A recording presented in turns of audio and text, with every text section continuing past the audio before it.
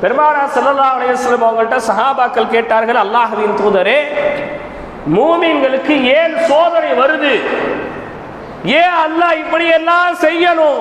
பெருமானார் ஸல்லல்லாஹு அலைஹி வஸல்லம் சொன்னாங்க, ஒரு முஸ்லிமான ஆணுக்கோ ஒரு முஸ்லிமான பெண்ணிற்கோ அவனை கொண்டே அவனை அல்லாஹ் சோதித்தாலும் சரி, அவன் பிள்ளைகளை கொண்டு சோதித்தாலும் சரி, அவனுடைய பணத்தை கொண்டு அல்லாஹ் சோதித்தாலும் சரி, அந்த சோதனை எதுக்கு தெரியுமா அல்லாஹ் கொடுக்கிறான்? அவனுடைய பாவங்களை எல்லாம் மன்னிக்கப்படுவதற்காக அல்லாஹ் கொடுக்கின்றான். விளங்கணும். நிறைய சோதனை வருதுன்னா நம்ம யாரா இருக்கிறோம்னு அர்த்தம், பாவியா இருக்கிறோம்னு அர்த்தம். எதுக்கு அல்லாஹ் கொடுக்கிறான்ங்கிறது அர்த்தம், நம்மள பாவத்தை இந்த உலகத்திலேயே மன்னிச்சு மறுமையில நம்மளை அல்லாஹ் காப்பாற்றணும்னு சொல்லி இந்த உலகத்துல சோதனையை நமக்கு தந்துகிட்டே இருக்கான். உடனே சஹாபாக்கள் கேட்டார்கள், அப்படியாயினில் நல்லோர்